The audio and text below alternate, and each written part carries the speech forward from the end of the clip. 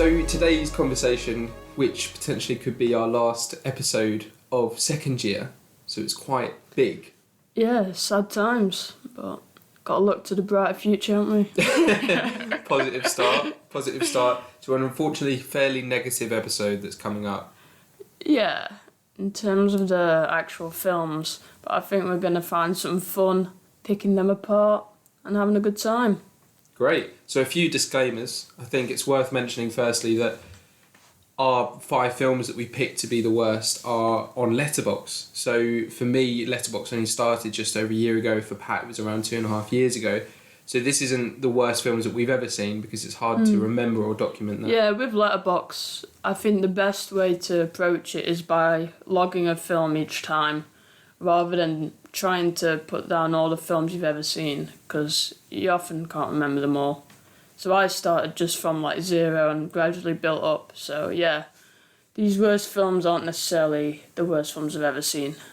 Yeah. And it's worth mentioning as well that whilst we are critical of films in previous episodes, I think we need to acknowledge that it is difficult. The whole, you want to go into it, the whole filmmaking process is extremely difficult, even in terms of when you did your short film, the casting, the equipment, everything that goes into it. So I think, firstly, I don't want to really be too harsh on a film or anything about it, but that's still, you're allowed to be critical of it. Yeah, until you've actually tried to make a film, it's hard to appreciate how difficult it is.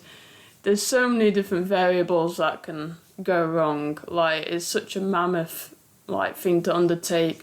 There's so many different moving pieces and people that all have to kind of come together perfectly.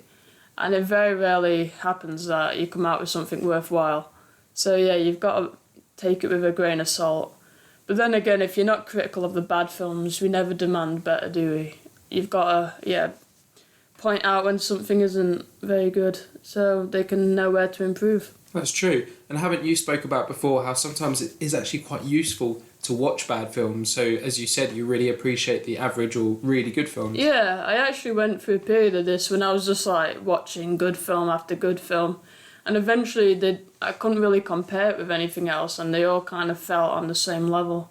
So yeah, I went back and watched a few notoriously bad films and then you could just really see the gap. So I think it's good to watch a range of quality so you've got a bit of perspective. Yeah. And when we're discussing range of quality, the idea is that generally speaking, when you're going to watch a bad film, so let's say the films that we've got, you're anticipating that it's not going to be great based on the actors that are in it, based on the reviews you've seen, based on the title of the film. So there are factors that come into it, and I think it's useful to differentiate between the two, between a film that you've got high expectations of that hasn't delivered, which maybe you're expecting it to be really good, it was just average, and then a film that you think, when we watch some American comedies, that it's not going to blow you away, and it will generally be a bad film. Yeah. Well, I think with any opinion you have, it's always good to know where that opinion comes from. That's the whole thing about criticism, is not just pointing out something as good or bad, because anyone can do that. It's really understanding why you've got that opinion and what the film has done to create it. Yeah. Definitely. So I think we should get into our list. If we could do it in descending order or ascending, so basically the worst film in our letterbox at the end. Yeah. So what's your number 5? Okay, yeah. I think I'll start off with Cats. Good start. Yeah, a film that I very much enjoyed, despite it being terrible. I watched it around Christmas time with my family, and we had a very good time just laughing at how bad this Cats adaptation was. When they announced that they were making a film about the musical, I was very sceptical from the off. Because with musicals, you allow a bit of creative liberty. Like, the people dressed as cats. You can you can kind of bridge the gap in your mind, and it's just like theatre. It's like performative. But when you're transferring that to film, it has to have like a concrete idea of what it is, and they didn't really figure that out. So they've got these weird CGI humanoid cats that just look very disturbing, like some terrible like human face on them. Yeah, and it doesn't work at all. The Cats musical doesn't have a narrative, and again, that's fine because the whole joy is seeing these very talented people dance around. But in a film, it doesn't work. You just sat there going through these god awful songs with a lot of celebrities popping up. Because that's the thing about it that I remember is it had a good cast. Yeah, it does, except from James Corden, who is always a pain to see. Mm. But yeah, and it's just a nightmare of a film. Like, even the sets aren't really done in proportion, so the cat's about the size of mice in many of the scenes. So everything's just skewed and distorted. I remember that film coming out, and there was a bit of hype, and they probably were making it thinking this could be a real hit. So, I mean, you've touched on a few things, but what really went wrong? Was it just the planning and how they were going to adapt it? I think it's the initial concept, really, of having... So just don't do it to start with. Yeah, it does... I can't see any reality where a Cats film would work. Yeah, I just can't. They say, oh, what would you have done differently? I just wouldn't have made the film. Yeah, just leave it next time. But yeah, there was a lot of hype because it is directed by Tom Hooper, Academy Award winning, who made The King's Speech. Oh, wow. And The Danish Girl, and made the very successful Les Miserables. So he's had experience with like very successful films and even musicals. But he just had no idea what he was doing. Yeah, I completely can see. I don't think I'm ever going to watch it, but I heard things and I saw YouTube videos about the way that the cats looked and the way that they were moving even and in proportion to the set. So I think I might leave that one. Yeah, it's not even that good a musical to start with. No. I kind of like it. But can you think of examples? You mentioned Les Miserables. Can you think of other examples where they've adapted a musical in West End or Broadway and into a film and it's done quite well? Yeah, Chicago was quite good. That won Academy Award for Best Picture. Hairspray was decent. Was that musical or film first? I think it was a musical. Yeah. Yeah, I can't think of too many. Obviously, they've filmed a lot of musicals, like actually on the stage. Like, I love how they filmed Hamilton, which is on Disney Plus. That's the way I watched it because I can't get tickets for the musical. And that was during COVID, and everyone really liked that. Yeah, I love Hamilton. I can't think of many musicals that have been successfully adapted. A lot of them kind of fall flat. West Side Story was very good, the new Spielberg one. But, yeah. Quick note on that film as well, because people are a bit unaware of that, in the fact that it was a very good film, as you said, and it was quite highly reviewed, but it just wasn't seen by audiences. I don't know why, because musicals are quite big at the moment. Like, we've had La La Land and The Greatest Showman, which were massive box office hits. And obviously Hamilton is like our generation's new musical. So I don't understand why it didn't make money. Yeah, it's kind of an anomaly, really. These things happen. So yeah, I'm excited I might tune into the sequel Cats and Dogs if they make that one. My fifth worst film on Letterboxd is the Twilight Saga New Moon. My review says, don't ask me why, please. Which one is this, like, in the series? This is number unaware. This is number 2. Have you got any others logged? I don't think so. Why did you start number 2? I went round to Nourish's and I think her and a housemate watched number 1, and I luckily was in the house at the time they watched Twilight New Moon. My history with Twilight is very much... I actually went to the cinema to watch 1 or 2 of them. Did you? When I was an early teen. And... With a date, or were you happily to go by yourself? I think it was with a group one time. Not a group of lads. It was I think it was a bit before my time. Yeah. I was like 8 or 10. It's good that it was. Yeah. Because obviously the film is based on books, incredibly successful books. And, well, the films are quite successful with a lot of younger, particularly female audiences, because it has... Edward Cullen, who is... Robert Pattinson. Robert Pattinson and...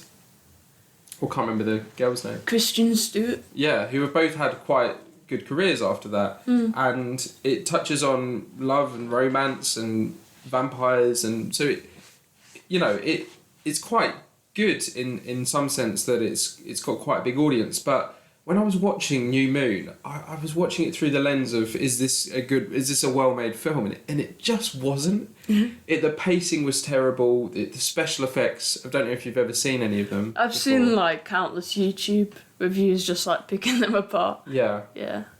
The special effects were terrible. The acting was awful. Kristen Stewart's actually quite a good actress, but she wasn't in Twilight. No. And yeah, I very much thought that because there's been great adaptations of like teen books. I actually quite like Divergent, for example, or The Maze Runner. They're quite good adaptations from the Hunger Games series is decent as well. That was more my like. Don't want to say generation because we're probably part of the same generation, but my like age groups, Twilight, like I saw all of those in cinemas. Yeah. But yeah, they're good. And the Hunger Games are a lot better, and I think, yeah, there were just, it seemed so many issues with Twilight, and there was, I think there was 4 or 5 films in the end, and I'm glad that I only watched New Moon. What happens in the second one? Not a lot. Yeah, whenever I watch any YouTube reviews, nothing seems to happen in the films. Like, it's just that love triangle between Jacob, Edward, and Bella. And, yeah, there's a lot of teenage sexual stuff, which is a bit iffy. Yeah. And then there's, like, a shit fight at the end. It's mostly just to attract young girls, because they like that love triangle thing. Yeah. It happens in every single, like, teen series, is that love triangle. Because if you see Hunger Games, there's, like, Peter, Katniss, and what's it called, Gale or something like that. Like, there's a love triangle there. Yeah, it's in all of them. So yeah, you can tell what audience it was trying to reach, and it obviously did well. But I will never watch another Twilight. I might do a marathon of Twilight one time, because I feel like I criticise it quite a bit, even though I've never watched it. It would be good if you always. I guess you always should give it a chance. Mark Kermode's quite open to those films. Like he makes a good point in that it's not for him. Like, the audience is young girls, and if they like it, then it's hitting that market. Like, it's not for 6-year-old critical men, is it? So you've got to put that into perspective, I guess. Definitely. So yeah, my 4th worst film is a Disney film called A Wrinkle in Time. Which is really bad. It's kind of like a more arty attempt at a Disney film. I'm struggling to remember what happened actually, but... When was it released? 2018, by quite a good director called Ava DuVernay. And basically this young girl's father is a like scientist, and he kind of disappears. He gets stuck in some like interdimensional realm, and then she's whisked away on this adventure to try and find him through all these like different worlds and fantasy worlds with like Oprah. And yeah, it just is so bizarre and terrible. Yeah. And it's on, did you watch it on Disney Plus? I did, I don't know why. I think it was 2020. I was just working my way through Disney's catalogue. And every scene is just overly whimsy. Do you know, like the close-ups of the child's face looking at the world, and she's just got a massive like smile on her face, and it's just very cringy and awful. Because we spoke about Disney a lot, but there are obviously a lot of times when they do get it wrong, but they're just lesser known, like The Wrinkle in Time. Yeah. I don't know why I chose this one to talk about, because I can't really remember anything about it. I just remember Oprah Winfrey, and she like appears in this girl's garden as like a massive version of herself, like she's 10 feet tall. And Oprah Winfrey? Yeah, I don't know what that was about. And then like Reese Witherspoon turns up as well as one of these kind of magical, like fairy-like people who like take her on this journey. And it's all just very strange. I'm trying to be a bit like experimental, but it doesn't work. And really terrible CGI. Yeah. Well, at least with that you can warn people away. Yeah, and from watching it. She's got like a brother who's like 5 years old, and he's the most annoying brat and a really, really terrible child actor. I don't like going in on child actors because it is hard, but he's noticeably bad. Let's talk about that. What child actors are important in a film, because you think of something like Room, and Room is absolutely unbelievable, and a part of that reason is the child actor who's just phenomenal and so believable. But there are a lot of time, and Home Alone, the child actor makes that series, basically, Macaulay Culkin. So, but there are examples where children, and again, you don't want to be too harsh, but they just can't act, or they don't fit the role, or it just doesn't work. What are some of your examples of that? Yeah, most child actors are terrible because acting is a very, very difficult thing. Like, it's not something that many people can do, and it takes years of training. So it often takes a very, very good director like Spielberg, who often gets good child performances out. One of the worst I can think of is the guy who played Anakin in Phantom Menace. It's like, are you an angel? And it's not a great start to just hate this kid who you're meant to follow throughout this trilogy. To start off with someone you like despise. Well, it's good to hate him because he ends up being someone that's awful. But yeah, I know what you mean. Most child performances aren't very good. But the main girl in Wrinkle in Time is actually quite good. She carries it, but not the boy. He's bad. Talking of bad, my fourth film is Knowing. Mm-hmm. It's a disaster film that was made in 2009.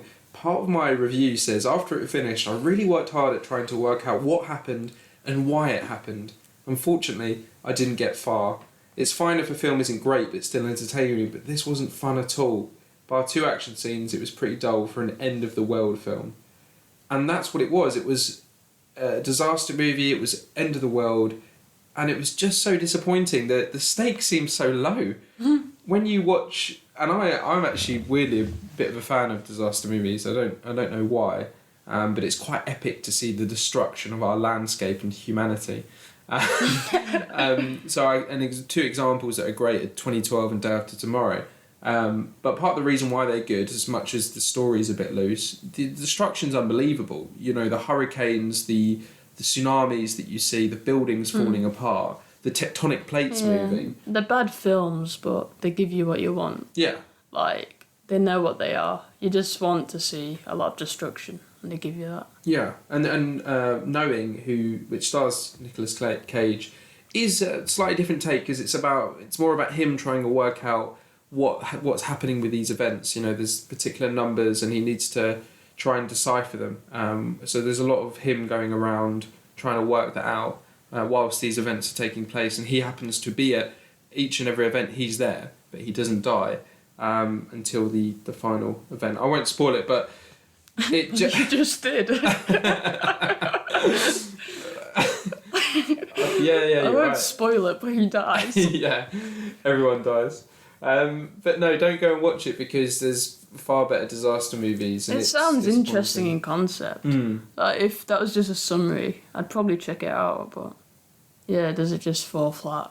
Yeah, and that's, as I said earlier, like with the action scenes, you just want to see a bit more, and they might have had a low budget, but there was just nothing really to be entertained by. So that was a shame. What's your take on disaster films? Even like The Impossible, for example. Yeah, they're a guilty pleasure because I think many of them are pretty bad. Like, they obviously know people just watch them for the big like destruction, so kind of sideline all the characters and the story to very like bland stereotypes. But yeah, I think The Impossible is a better example. Yeah, that feels like very real and visceral. Yeah, I think the more realistic they are, the better. Like, when it just gets served at top, I'm just like, okay, whatever. But yeah. Did you ever see Greenland? I did, yeah, that's a better version. Because I think that crafts a lot of like really suspense scenes. Like, there's one where they're allowed to escape on an airplane, like a few people are selected to like go to a safe space, but they find out the like kid has like a medical condition, so they like tell them they can't get on the plane because only like the healthiest people can get on. And that's just like a really like horrible moment, and yeah, a lot of good scenes in that. That was terrifying. I really liked that because the other main ones focus on destruction and maybe not individual family. But this one, yeah, focused on that family, but also really concentrated on what happens in those situations to people. What are people capable of? Yeah, definitely. And almost, the people around you and the decisions they make can be scarier than actually what's going on. So that was terrifying. That's a great point. Yeah, because you'd think Like, and I hate Don't Look Up, but some parts of that are very true.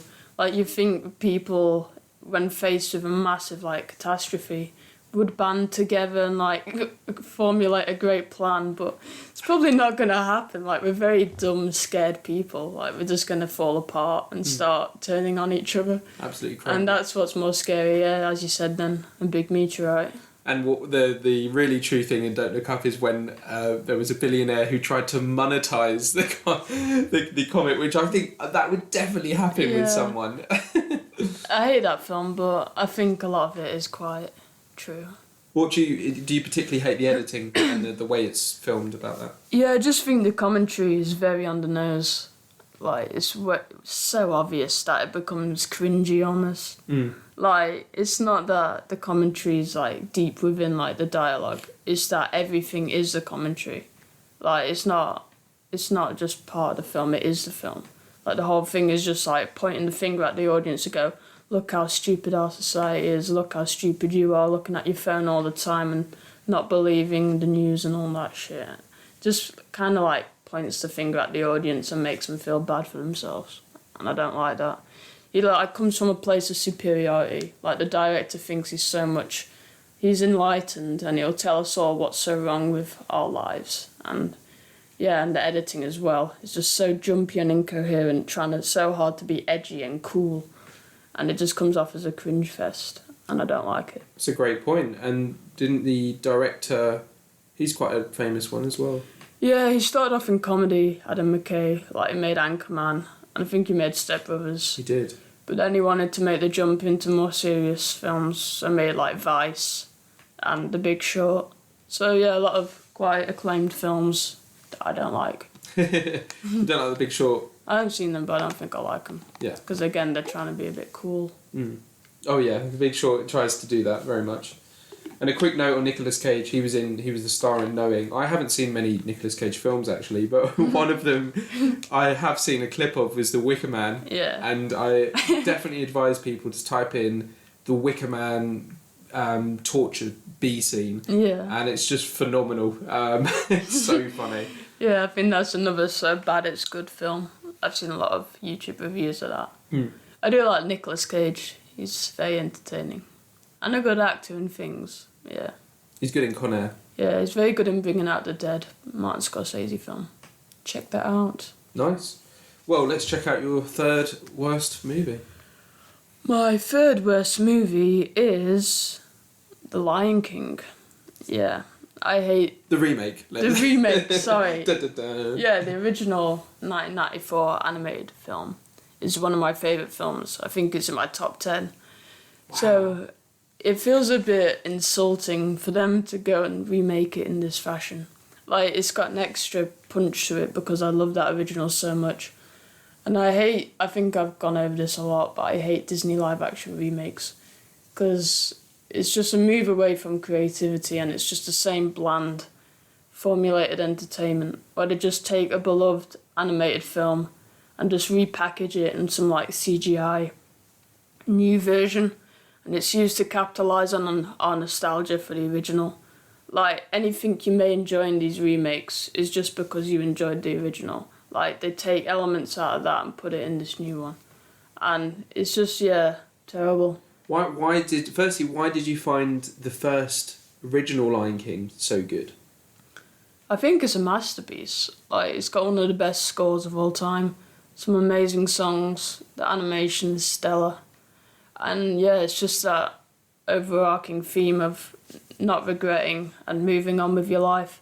There's one of my favourite scenes in that is when Rafiki like swings his staff at Simba and he ducks because he's like learned from the past and moved forward and made better decisions.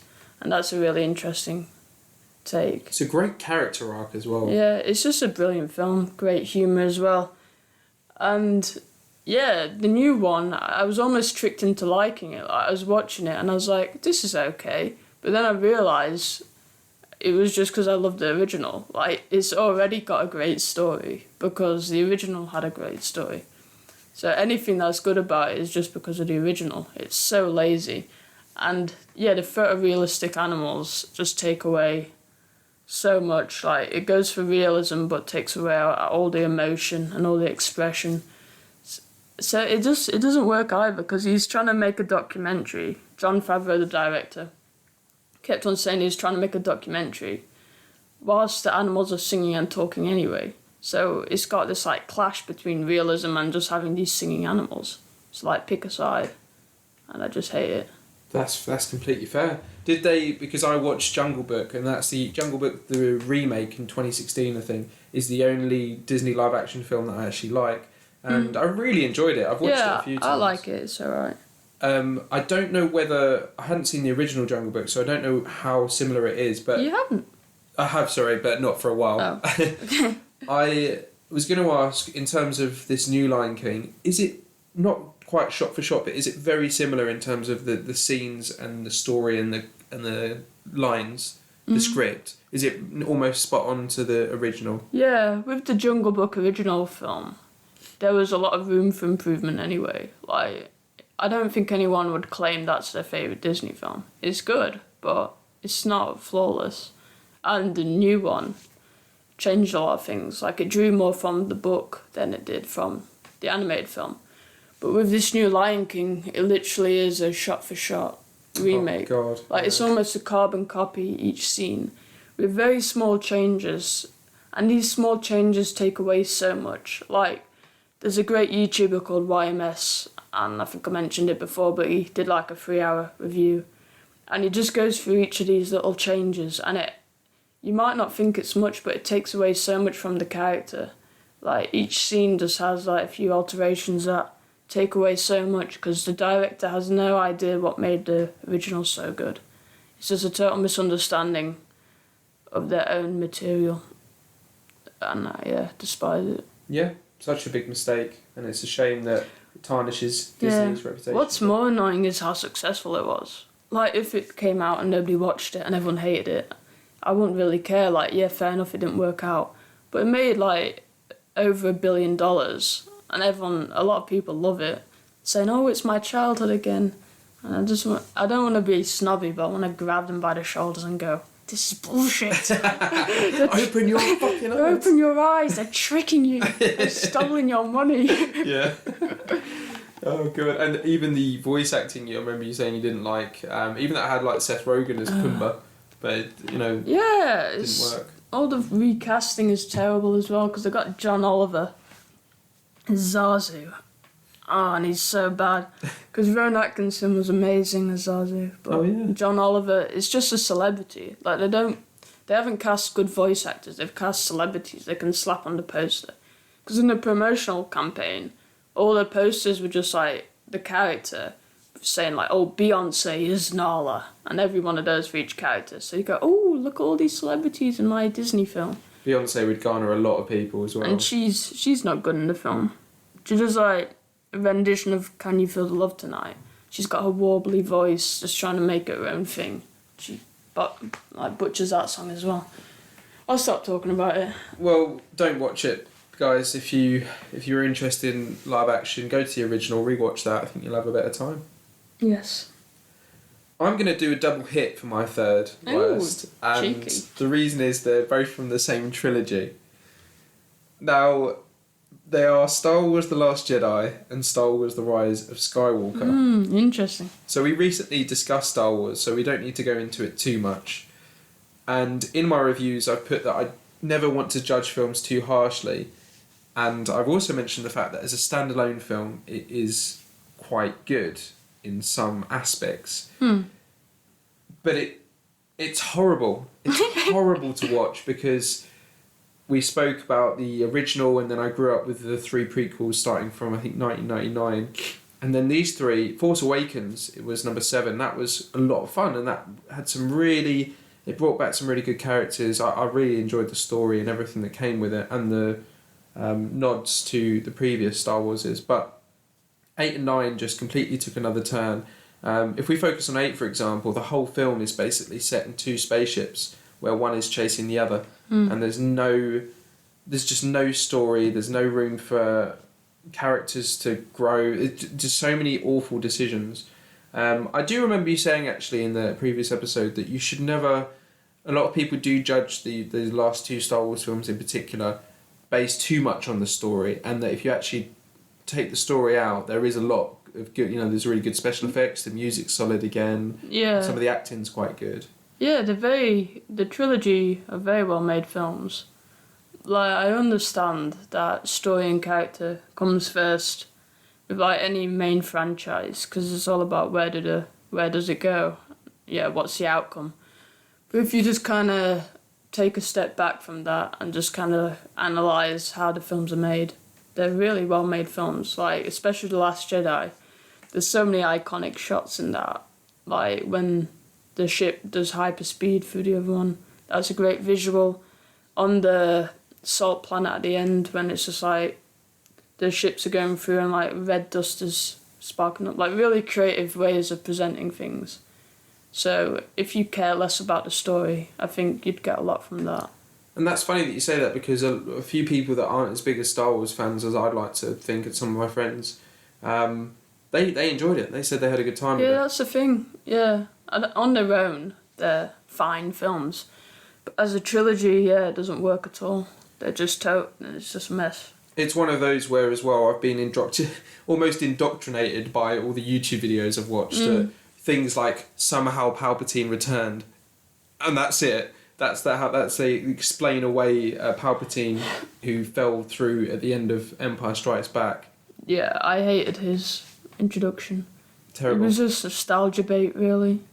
Yeah, it was never set up in any of the other films, but it even tricked me into getting excited, because I remember that trailer coming out, and then you heard his cackle. I was like, oh my god, it's Emperor Palpatine! And then I was like, why is he here? I don't know.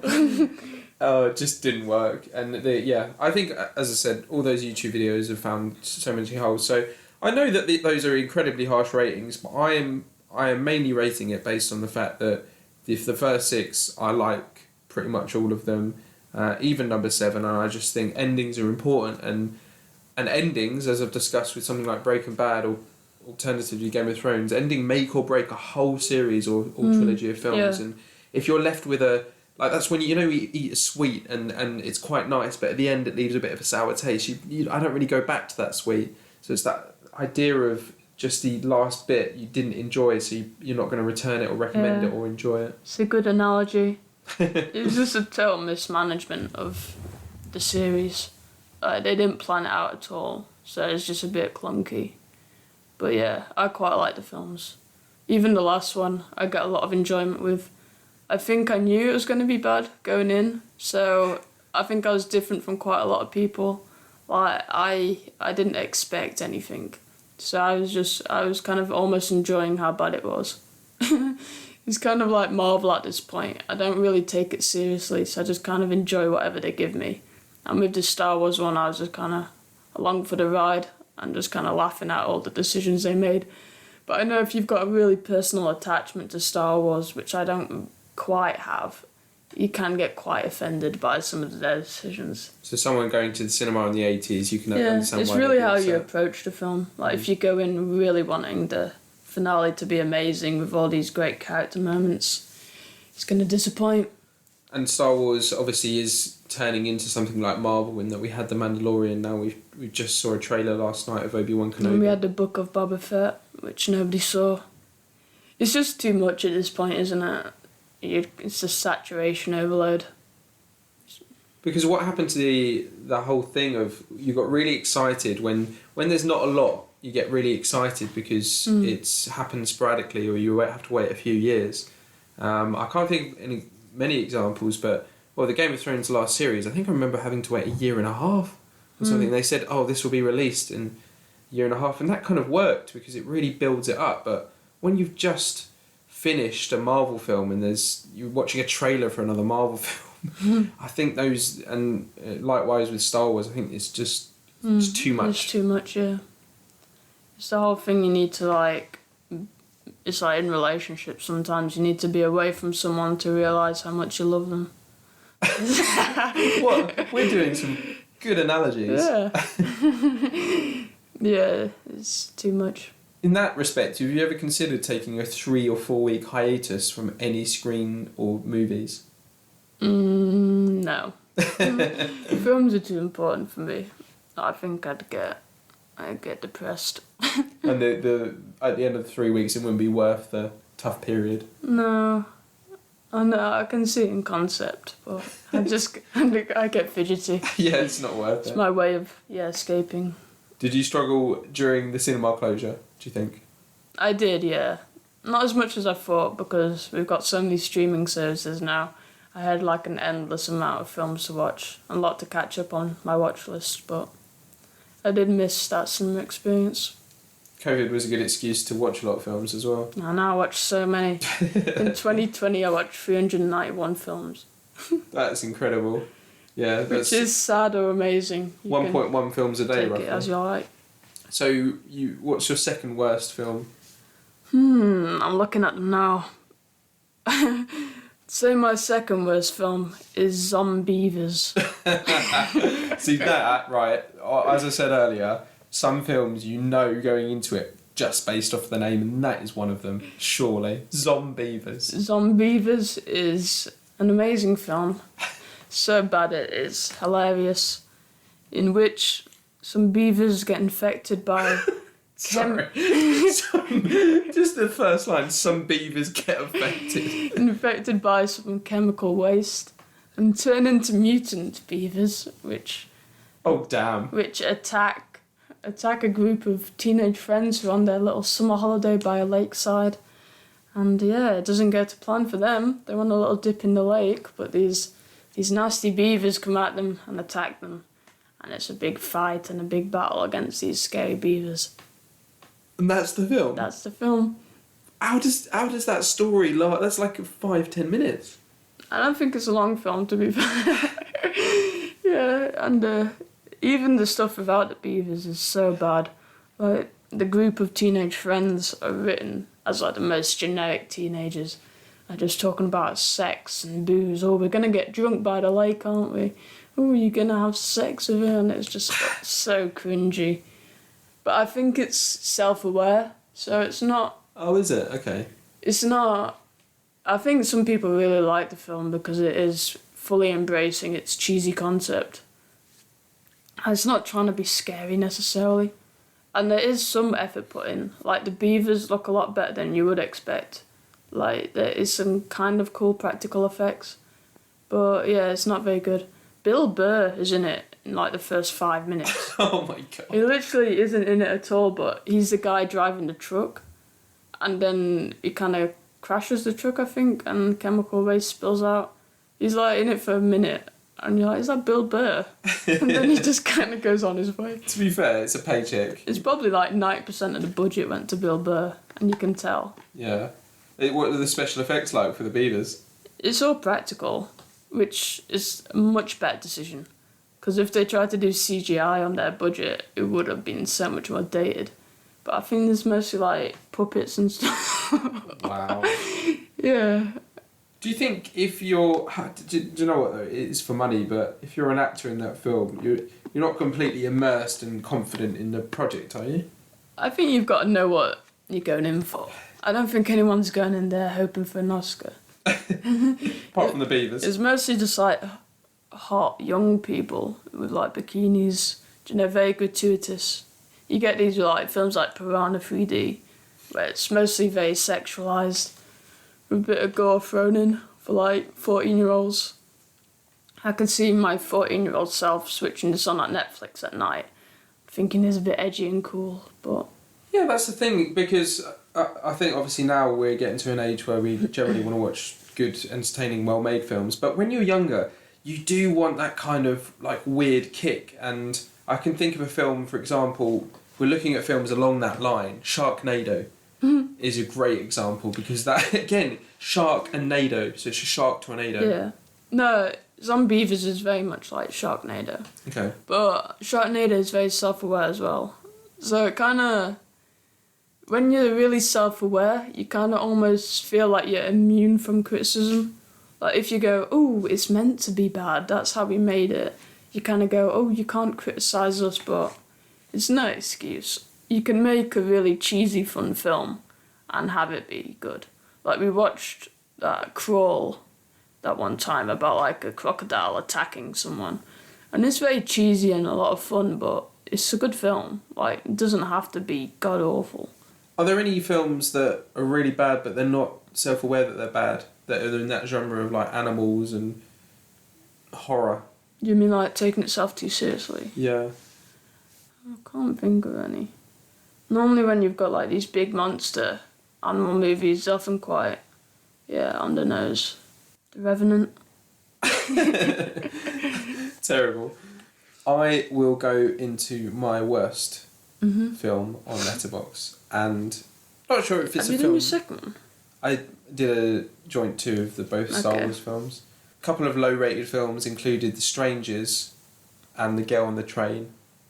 The Girl on the Train, because I read the book, it was amazing. The film was awful, and The Strangers is just a terrible and very, very, very boring horror film. But the winner by a country mile, this is the easiest one I've ever had to pick out, is Home Sweet Home Alone.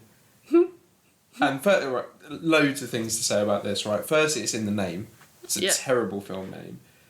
I think it's quite clever, actually.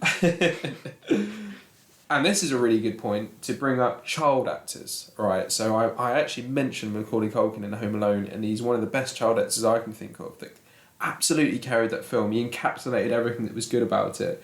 And the kid that plays in this, again, not his fault because there's so much that goes into it. The script is ridiculous. But he's terrible. He plays it almost like he's not even a kid. Some of the words he's saying and the way he's acting or the way he's been told to act is not how a kid would ever act. Yeah. With Macaulay Culkin, he was kind of like slightly odd and like mature for his age. Like, he didn't quite act like a kid. But that was his character. Like, he was meant to be a bit off kilter, wasn't he? Like, doing that whole shaving scene. Yeah. It's not necessarily what a kid would do, but it felt like his character. But yeah. And then in Home Alone, the plot's nice and easy to follow. So you've got the family goes away, and then you've got 2 burglars that are trying to get in, and then they get annoyed at the kid, and they mix together. And actually, when I rewatched it, I realised that there's the scene with them trying to get in isn't as long as I remember. No. It only lasts for about 15-20 minutes of the film. But regardless, the first hour was quite a good setup, I thought. But this film, honestly, if you try and sit and work out what happened, it doesn't make sense. I'll try and give you a little synopsis. The kid goes to the toilet, right? So he's with his mum at the start of the film. He needs to go to the toilet, so they walk into a house that's got a house viewing going on. Because in America, when you've got house viewings, it's an open house, so people can walk in. So they use the toilet. They meet a couple in there, and he might have stole something that the couple owned, and the couple think he has. And so then they track him down in the house, and then they try and attempt to get into the house and steal whatever the kid supposedly stolen. Turns out he didn't steal it, and I don't know. I'm done. I can't even rack my brain. Sounds like Inception. Yeah, but I don't know what happened to the. I would be more interested in maybe a direct remake than something just as ridiculous as that. They were trying to be different, maybe. Yeah. Home Alone doesn't seem like it has sequel potential, really. Like, it's such a simple film that it doesn't really leave much to expand upon, aside from money. Like, it's got 5 films now, I think. It had, like, Home Alone 2, 3, 4, and now this. It's, like, ridiculous. That's true. And times have changed, because when we watched that, it was... slapstick humour is quite popular. So when they're falling over and when they're getting to these traps, and security was different, and the American family ideals were different. But now it's 2021 it was made, so it's got all the security aspect, and it's not as funny because it's meant to be like really digital and high tech. Yeah, and then when the couple are slipping on ice, it's a guy and a girl who are in their like 40s and just seem so out of place to be burglars. Any actors, noticeable actors? The woman who plays Erin in The Office. Erin? The woman who plays Erin, the receptionist. Oh, like, weird. The ginger one. Why is she a villain? She plays the villain. But at the same time, the villains aren't really that villainy. They're just normal people. She seems terrible casting. Yeah. Like, she's meant to be, like, really cheery and, like, upbeat. And it's got a return of the older brother in Home Alone 1. He's actually in the film and he plays a police officer, Buzz. And he returns in the film for a couple of minutes. And that's it. He's the main kid. I think he's in Jojo Rabbit. I've seen the poster. Oh, wow, I didn't know that. And he's a very small character in Jojo Rabbit. And he's okay in that. But he's not given much. He's just meant to be like the best friend of the main kid. So you can see they're kind of capitalising on whatever fame he got from that. And I feel a bit sorry for him because it's everything in the film. Yeah. I actually watched it with my brother who was 13 at the time. And even he could easily recognise that this film was trash. So yeah, obviously it was made for Christmas 2021. It was made just purely for money with no soul, emotional creativity behind the project, and it's such a shame, really is. I would advise everyone to. I bet Home Alone 3 and 4 are far better, by the way. Why did you watch it? Well, we actually watched it knowing that we were together and we thought I think it was 21st of December and we thought, why not? Yeah. Let's give it a little watch. This might be funny, and it turns out it wasn't funny. It was just annoying. I thought at least I might enjoy laughing at it, but I didn't even enjoy that, so it's a shame. On the theme of Christmas, my worst film is Santa Claus. Oh no. And that might just sound like Father Christmas, Santa Claus, but in the title it's spelled CLAWS. Wow. Because it features little kittens. Why they didn't call it Santa Paws, so when I say it to you, you actually understand it's about animals. I don't know. Imagine if you said that, like, I just watched Santa Claus. Like, oh, Santa Claus with Tim Allen. I'm like, no, Santa Claus, the kitty cats. It's such a shit title, and from that, you don't really have high hopes, do you? Yeah, I've watched this twice, actually. Oh no. I watched it first with my dad and then had to share it with my sister. Oh really? Basically, a bunch of kittens have to save Christmas. Oh, stop. I don't really know what the story was, but basically, yeah, I think Father Christmas has some problems happened there. He's not able to deliver the presents, so these little kittens have to save the day. And these kittens can talk, obviously.